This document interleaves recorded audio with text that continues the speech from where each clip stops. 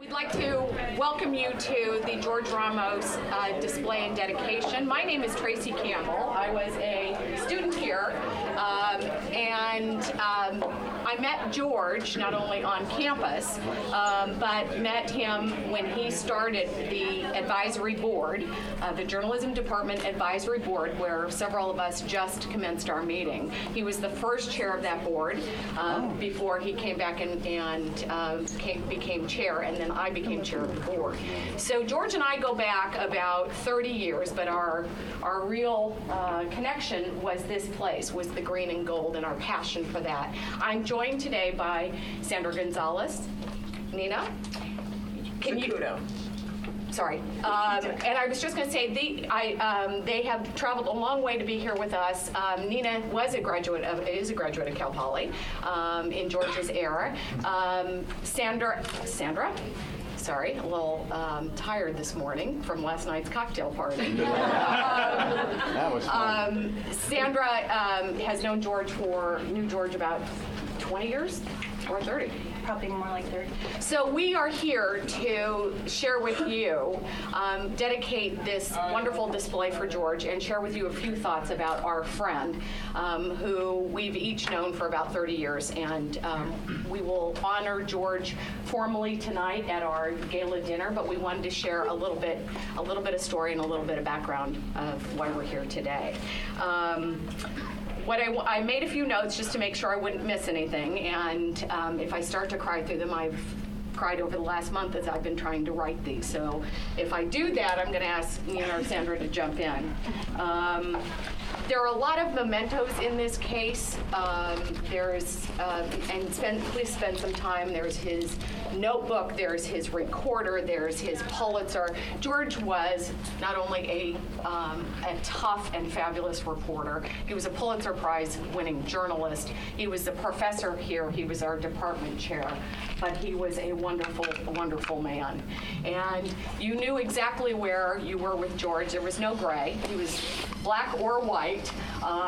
You could hear him bellowing down the hallway. I wish he was here today, because I feel his presence here today, but I wish I could hear him today. I wish he was here to tell you about each of these artifacts, because they paint a beautiful picture of his career, not only from his childhood in East LA, but his student period, his journalism period, and his return to Cal Poly. Each one of these, I'm sure he would tell us in his own voice, he would tell you a factual story as the reporter, but he would also use his unique storytelling to tell you the color behind them and his heart behind them. Each one of these had a personal passion for George. They reflect, as I say, his growing up in East LA, his Cal Poly green and gold, or his journalistic excellence, both at the LA Times and the other papers that he served. He was passionate about journalism in this place. There were times when he pulled out of his own pocket his own money and his own time and his own energy to make sure that this place had all the equipment it needed, had the student tours and visits, that he was recruiting students, I think. Where is Francis? Francis is here today. He would go to Coalinga. He would go to Fresno. He would go wherever he needed to go to bring students to Cal Poly, to bring students of color to Cal Poly. So he not only wrote and talked about what he was passionate about, he actually put his money and his energy into those endeavors.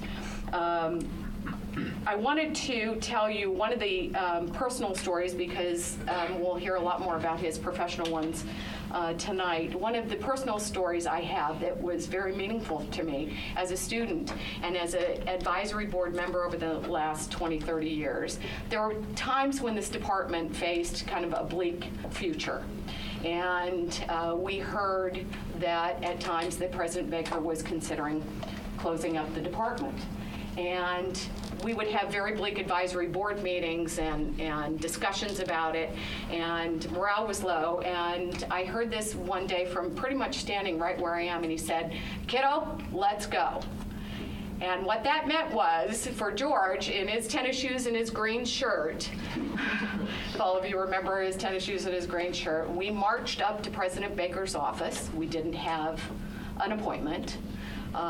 We marched up there. We demanded to see the president. He allowed us to have a meeting with him. We, as did George, not only had a commanding voice, but he had a story to tell about this department from the time he was a student to the time he was here as an advisory board member and chair. And he marched up there and he made a passionate storytelling adventure for the president to say, and demanded that he could not close it. He was an advocate through and through for this place, and an advocate for his students. And I'll never forget it, because we didn't have an appointment. President Baker didn't make time in his calendar for a lot of appointments that weren't formal, but George's voice was heard, whether it was by his pen or by his mouth, for those of you who know him. Nina, Sandra, personal reflection, anything you want to add about the man you've known for so long? Well, I didn't prepare anything, but I can tell you about what he was like as a student here, because it was, first of all, his journalism interest went back to high school. He was a sports editor at his high school paper and just absolutely really wanted to do journalism, and so he got in Cal Poly, and he was just as loud and a little obnoxious when he was a student, but he was wonderful, and he really cared about this. And it also was, these were the 60s, and there was a lot of turmoil and change, and so it was a real growing up time for him, his learning of journalism, but his also understanding of his own culture. You know, back in those days, it was Mexican-American, and Chicano just started to come in, and he took a little while, but he really embraced it, and then went on to really help develop journalism, Chicano News Media Association, and NAHJ, and he was just always very active and always cared about the journalism education as much as he did the journalism. But the journalism, too, was very special to him in that he wanted to give his community a voice. And his community, his culture, his ethnic community. And then there was the sports. The sports just never went away. His vacations were going from city to city, going to baseball games. And so he was just a great guy, and he was a great friend. And I'm just really grateful that the display has gone up, and that it should be a testament to those of you who knew him, and to students that come up, that you can go from where he started to where, to where he went. And 20 years later, I met him at Cal State Long Beach, where he was the leader, speaking about winning the Pulitzer, and I was just blown away. I'm just starting my career. I'm attending journalism conferences like this. This must have been the late 80s or the early 90s, and I see this man who's gone to school where my dad grew up in East LA, and here is this man winning the Pulitzer Prize, working at the LA Times, and I'm barely putting my foot in the door of journalism, and he just inspired me, and this began a long friendship. And this man has seen me from the beginning of my career all the way until his death in 2011. And as I grew in leadership, I could count on him from Santa Barbara through Dallas, through Bakersfield, and he really put his money where his mouth is. He would write a check. He'd be the first person to put a check into a scholarship fund. And he always said that journalism is a noble profession, and I'll always carry that in my heart. And this is so beautiful, and I just miss him. we all miss him. We have a rich heritage and legacy here at the journalism department. George was one of those that makes up our rich history. I hope you'll spend some time looking and reflecting on the accomplishments that he brought not only to his cultural and his ethnic community, but the heritage we have here at Cal Poly and the legacy that he brings forward, or we bring forward with him. As I say, we will honor him more tonight for his professional career, his Pulitzers, and the work he did in journalism. That will come more tonight. But the one thing that we did want to let you know too is that I think we've said it, George put his money where his mouth was, and whether it was driving out to Fresno or Coalinga or putting what was then at the time the computer lab. He put new computers in the lab out of his own pocket. He started his own scholarship to make sure that students of color would have an opportunity here if they couldn't afford Cal Poly. And we have been working to develop his scholarship fund to benefit future students that can come here and be great journalists like George. It's a unique department. There's a lot of hands-on, learn by doing that George was passionate about. We want to keep that going. His scholarship fund has about $18,000 in it right now, Mary, and that allows us to award one scholarship award somewhere under about $2,000 a year. Well, it's around $900. $900 a year.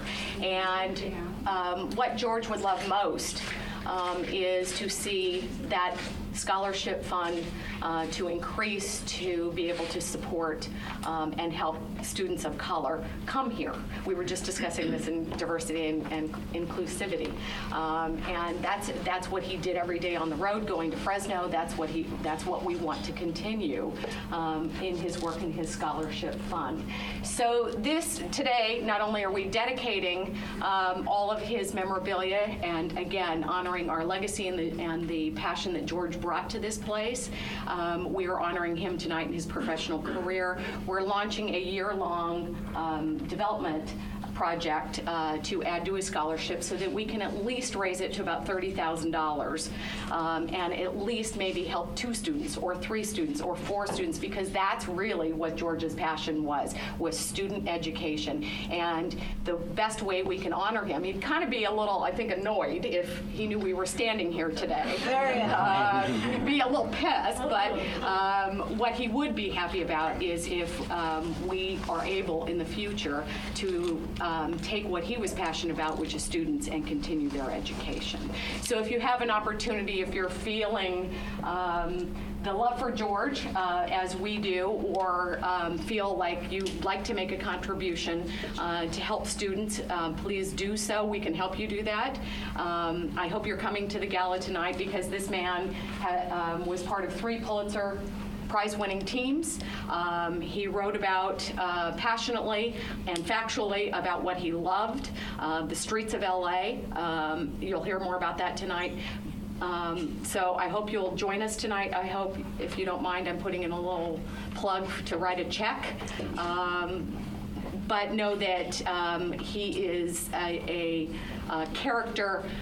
He's a great contributor to our history and to journalism, and we hope you will share with us this evening tonight to honor this man who left us way too early. We dedicate this formal dedication. We dedicate this display case and all of his artifacts and memorabilia to the journalism department, to the students of the journalism department, and to the university. Thank you, Dean Epperson. Thank you.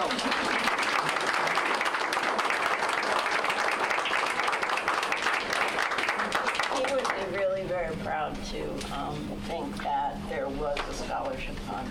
He would just be really proud of it. He originally started it. I don't know, and I don't know if anybody knows, we were talking about his recorder is in here, his Pulitzer is in here, his degree that he was very, very proud of. But we don't know what the shovel was about. I can only imagine. And this was George as a student. Yes. And we have one of his most recent scholarship winners here today. We do? We do. Selena Oseguera, who's the editor-in-chief of Mustang News. Maybe, maybe you could tell us what the scholarship. Come on up. I'm sorry, I didn't know you were here. You're good. Hi, I'm Selena Oseguera. I'm current editor-in-chief here at Mustang News. I'm also the most recently recipient of the George Ramos Scholarship. I feel like I can't say enough words about this man, mostly because A, I didn't know him, and B, you've all said such wonderful things. I think, for me, what really caught me about him and the stories that people have told me about him, by people I mean professors I've asked around here, was that he was one of the first Latino EICs here at Mustang Daily, as it was called. And I feel very happy to be able to carry that legacy of diversity, just because, I mean, it just brings different perspectives to the newsroom and to the news. And the fact that someone of my heritage was able to be at this position of power so early on just makes me very inspired. So I am very, very honored to be able to have this scholarship and be able to have this man behind me. So that's all really appreciate.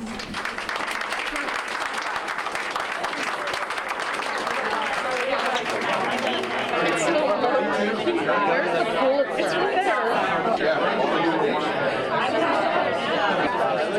Because I don't know what I'm doing. They taught me so much too, and I realized, man, I'll start with a little sticker prize. Like me just trying to, and because I should. So I'm out here and I started to see the news writing class. I was like, what is this? Yeah, and now I'm here. So you're a sophomore or I'm a senior. And you graduate in June? Yes. Okay. So you had to